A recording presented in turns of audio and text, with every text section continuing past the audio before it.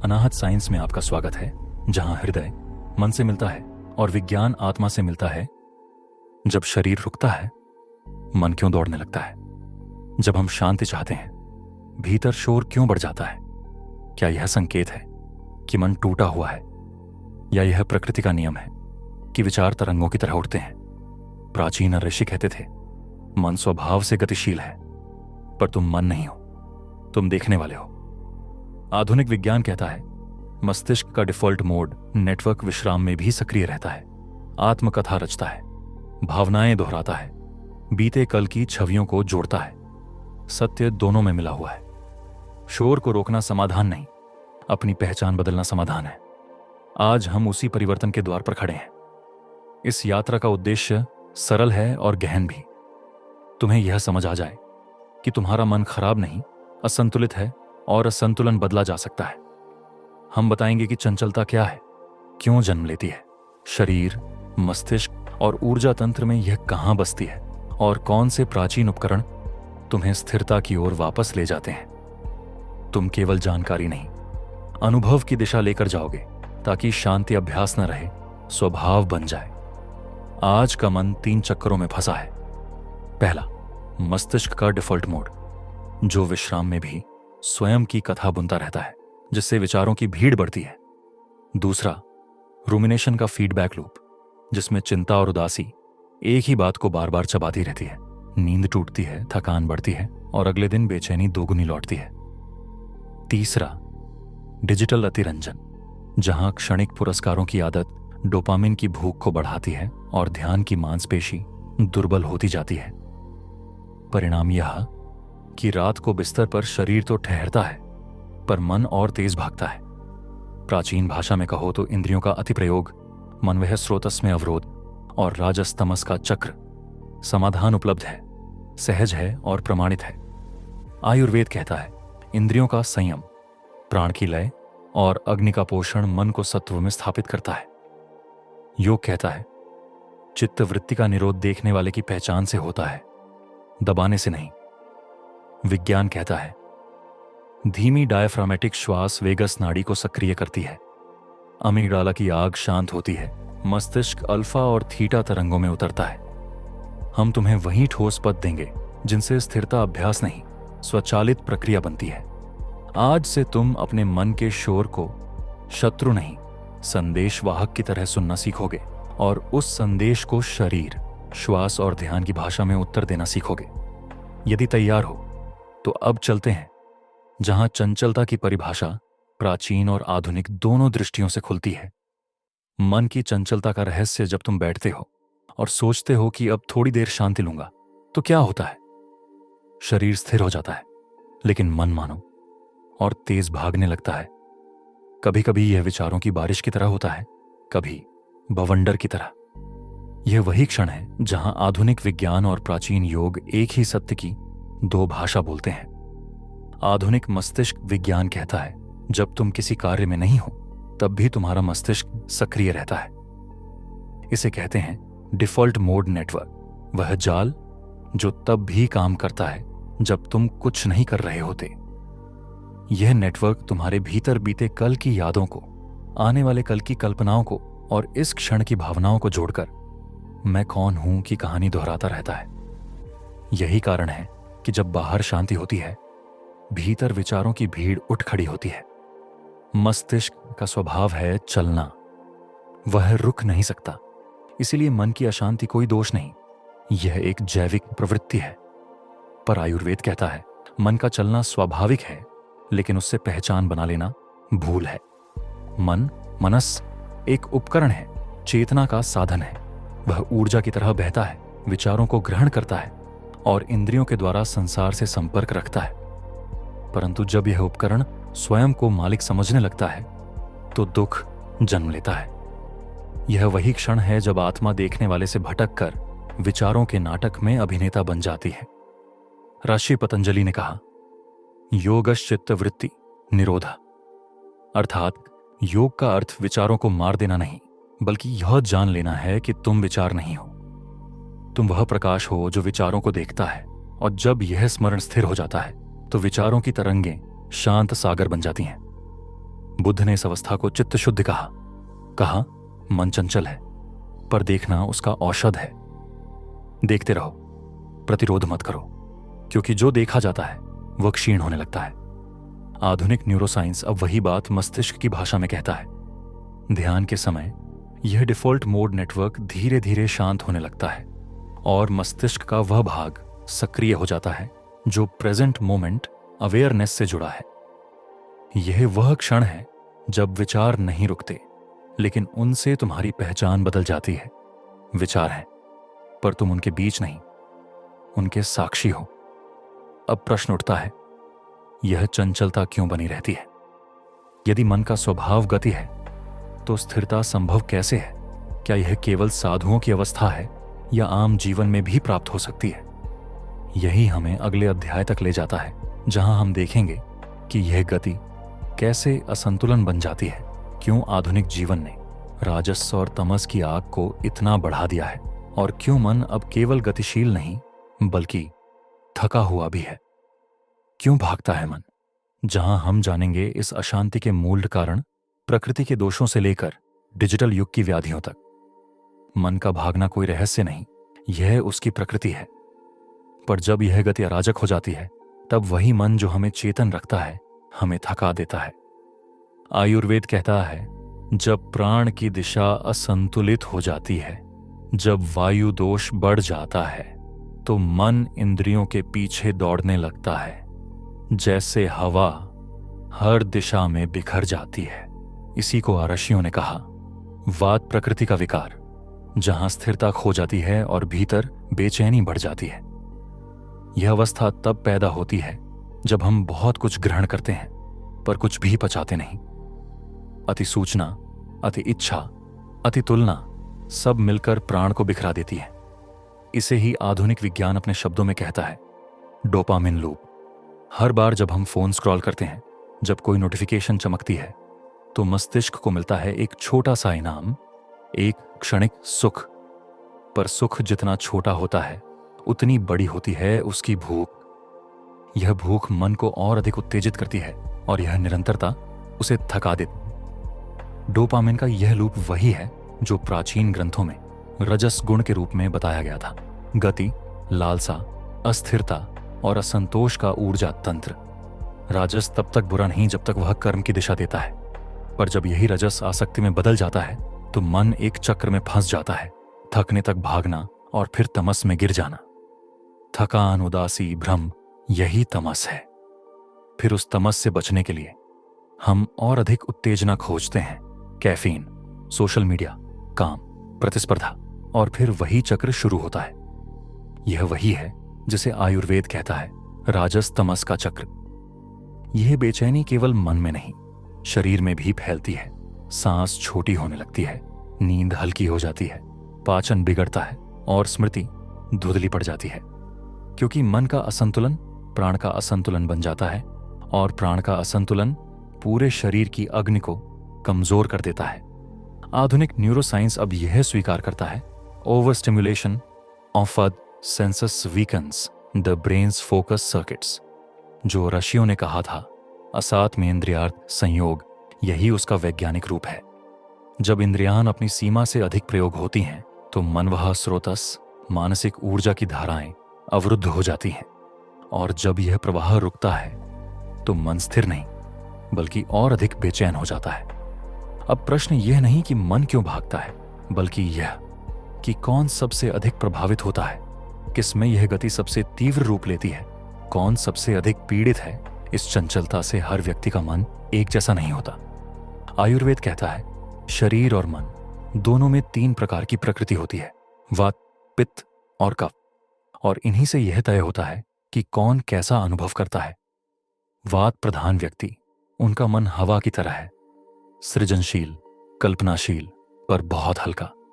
विचार उनके भीतर तूफान की तरह उठते हैं, एक के बाद एक, बिना ठहराव के।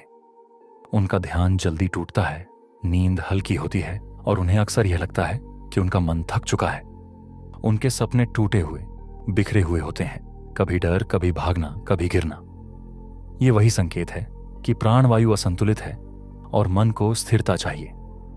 पित्त प्रधान व्यक्ति, उनका मन अग्नि जैसा है, तेज, तीक्ष्ण और हमेशा उपलब्धि की दिशा में जलता हुआ।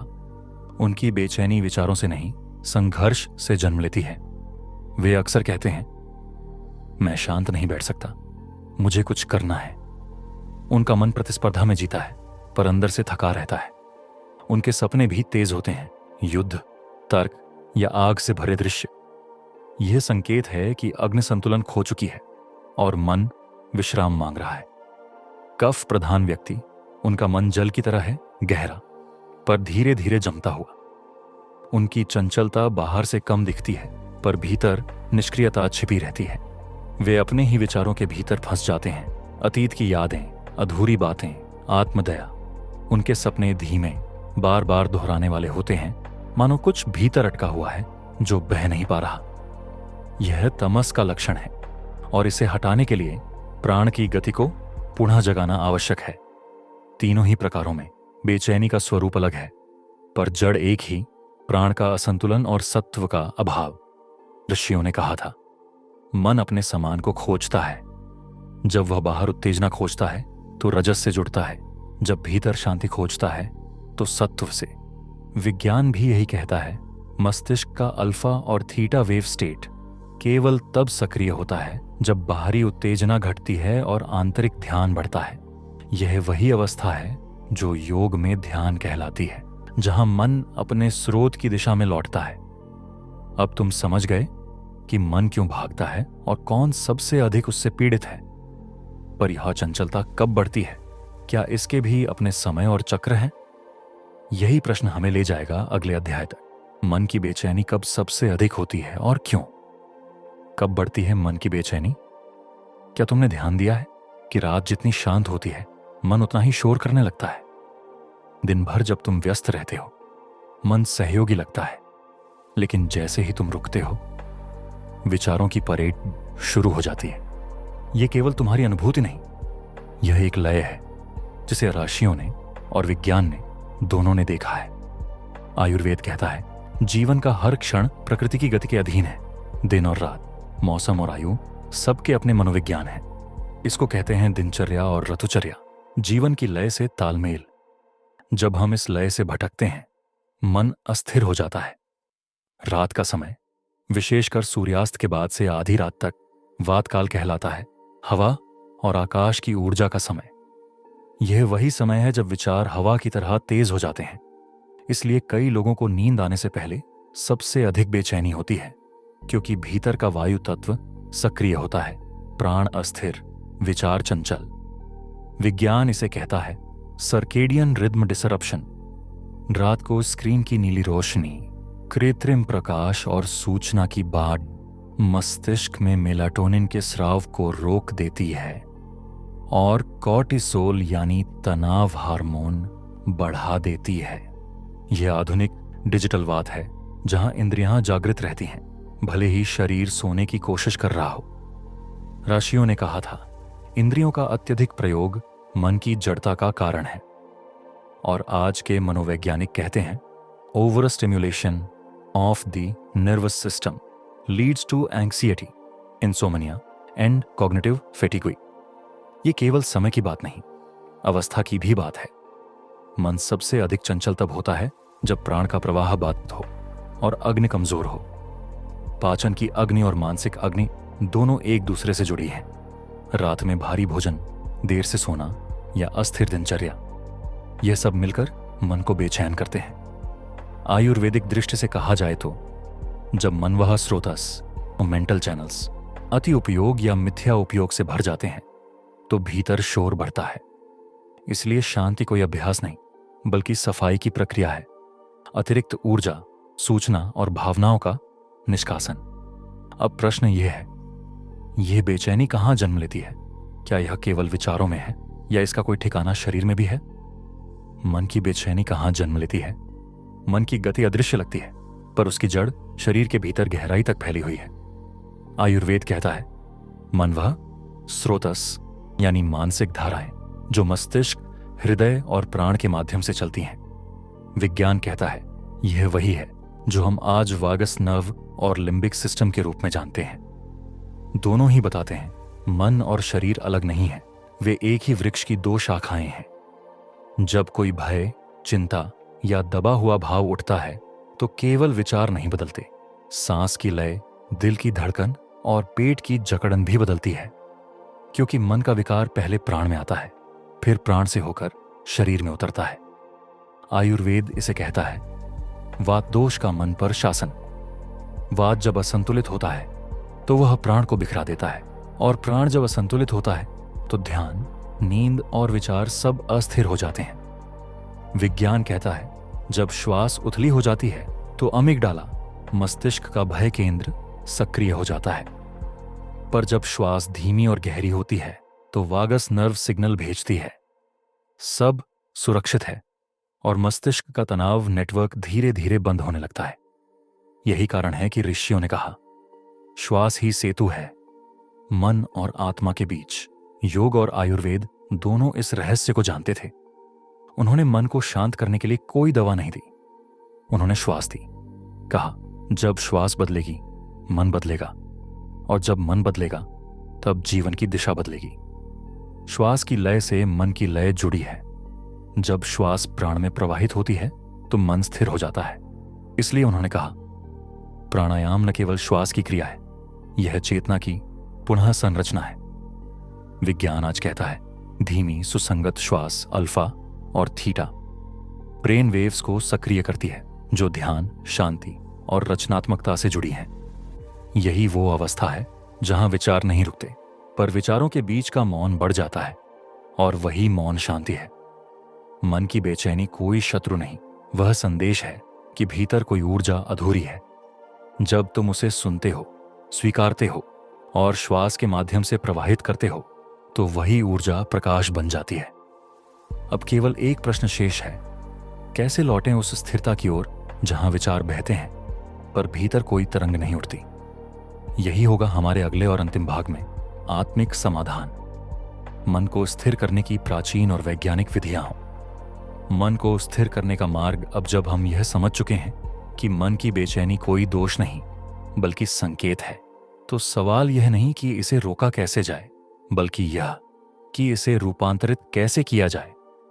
आयुर्वेद कहता है मन को ठीक करना उसके विचारों से नहीं बल्कि उसके प्रवाह से होता है, और वह प्रवाह केवल एक सेतु से नियंत्रित होता है, श्वास। श्वास वह अदृश्य धागा है जो शरीर, मन और आत्मा को जोड़ता है। इसीलिए ऋषियों ने कहा प्राणायाम से पहले मन बाहर की ओर बहता है, पर जैसे जैसे श्वास धीमी होती जाती है वह भीतर लौटने लगता है।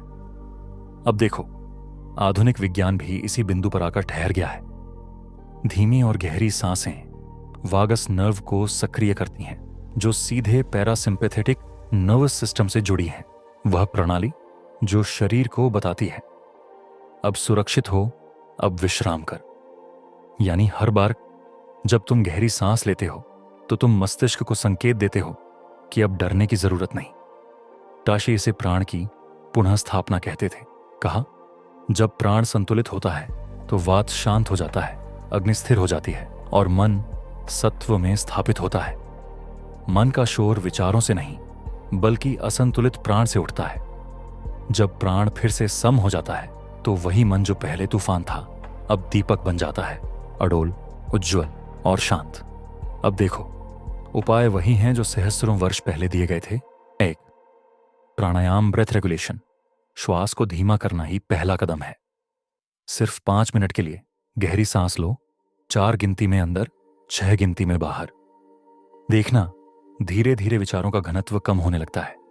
यह केवल मन को शांत नहीं करता, यह मस्तिष्क की अमिगडाला गतिविधि को कम करता है, डोपामिन संतुलन को पुनः स्थापित करता है और शरीर को सुरक्षा का संकेत देता है। 2. त्राटक, फोकस्ड गेज। एक दीपक की लौ पर स्थिर दृष्टि। यह आंखों के माध्यम से मन की दिशा को स्थिर करता है। जब दृष्टि स्थिर होती है तो विचारों की तरंगें धीमी पड़ जाती हैं। विज्ञान कहता है फोकस्ड गेजिंग से प्रीफ्रंटल कॉर्टेक्स शांत होता है, जिससे चिंता के सर्किट बंद होने लगते हैं। 3. योग्य निद्रा, कॉन्शियस डीप रेस्ट। यह केवल नींद नहीं बल्कि शरीर से अलग चेतना की अनुभूति है। इस अवस्था में मस्तिष्क थीटा वेव्स पर पहुंचता है, जो भावनात्मक उपचार और पुनर्निर्माण की अवस्था है। ऋषि इसे कहते थे जागृत नींद, जहां शरीर सोता है पर आत्मा देखती है। 4. ब्रह्मरी बी ब्रेथ, मधुर गुनगुनाहट जो भीतर की गूंज को स्थिर करती है। जब तुम ब्रह्मरी करते हो तो वह कंपन हृदय और मस्तिष्क के बीच समन्वय बनाता है। आधुनिक अनुसंधान कहता है यह कंपन सेरोटोनिन और ऑक्सीटोसिन को बढ़ाता है, जिससे भीतर शांति और जुड़ाव की भावना आती है। और अंत में ध्यान कोई तकनीक नहीं, यह परिणाम है। जब श्वास स्थिर हो जाए तो मन स्वयं शांत हो जाता है। वह न झगड़ता है न भागता है, वह बस प्रतिबिंब बन जाता है, एक दर्पण जिसमें सब दिखता है पर कुछ चिपकता नहीं। विज्ञान कहता है mindfulness practices deactivate the default mode network. योग कहता है चित्त वृत्ति निरोध। दोनों का अर्थ एक है, वह अवस्था जहां मन अब मन नहीं बल्कि चेतना का स्वच्छ दर्पण बन जाता है। मन को स्थिर करने का अर्थ है उसे मार देना नहीं, बल्कि उसे उसकी प्रकृति में स्थापित करना। जैसे समुद्र में लहरें उठती हैं पर गहराई में वह सदैव ही शांत रहता है, वैसे ही तुम्हारे भीतर भी एक मौन का सागर है। विचारों की सतह चाहे उथल पुथल करे, पर भीतर वह दर्पण सदैव स्थिर है। श्वास के साथ वहीं लौटो जहां कुछ करने की जरूरत नहीं, जहां मौन स्वयं बोलता है। जैसा भगवान कृष्ण ने कहा, असंशयम महाबाहो मनो दुर्निग्रहम चलम अभ्यासेन तु वैराग्यंच गृह्यते। मन चंचल है पर अभ्यास और वैराग्य से वह वश में किया जा सकता है। तो जब अगली बार तुम्हारा मन भागे तो उसे रोकने की कोशिश मत करना। सिर्फ बैठो, गहरी सांस लो और याद करो तुम विचार नहीं हो, तुम वह मौन हो जो उन्हें देख रहा है। यही है स्थिरता का रहस्य, यही है वह द्वार जहां योग और विज्ञान एक हो जाते हैं। यदि यह ज्ञान तुम्हारे भीतर कोई हलचल या शांति जगा गया हो तो उसे दबाओ मत, उसे साझा करो, लाइक करो, टिप्पणी में अपने अनुभव लिखो और इस यात्रा में जुड़ो जहां हर श्वास एक मंत्र है और हर मौन एक उद्घाटन। क्योंकि यह तो बस शुरुआत है। आप तब भी ठीक हो रहे हैं जब आप इसे नहीं देख पा रहे हैं। यह अनाहत साइंस है।